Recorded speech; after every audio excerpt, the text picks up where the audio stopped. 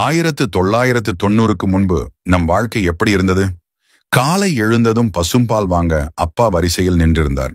வாங்கி வந்த தண்ணீர் கலக்காத பாலில் அம்மா டீ போட்டு கொண்டு வந்தார்.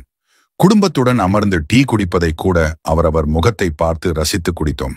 ஆர்ப்பாட்டமே இல்லாமல் நாம் அனைவரும் தொலைவில் உள்ள பள்ளிகளுக்கு கூட நடந்தே சென்றோம். ஆசிரியரின் மீது மரியாதையும் பயமும் இருந்ததே தவிர ஒரு நாளும் ஆசிரியரை தரக்குறைவாகவோ இழிவாகவோ ஒரு மாணவனும் நினைத்ததில்லை. பள்ளி முடித்து வீட்டுக்கு வந்ததுமே பையை தூக்கி போட்டுவிட்டு தெருவில் கும்பலாக விளையாடினோம். விளையாட்டில் கூட ஆங்கிலம் கலக்காத தமிழ் நம் அனைவர் நாவிலும் வீரியமாக தோற்றியிருந்தது.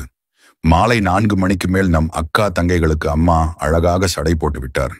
உதிரியாக வாங்கிய பூக்களை மல்லி மற்றும் பிச்சிப்பூ வாழை நாரால் சிறு சிறுக கட்டி அதை அக்கா தங்கைக்கு அம்மாவே தன் கையால் குத்தி அழகு பார்த்தார். மாலையில் நம் தாத்தாவும்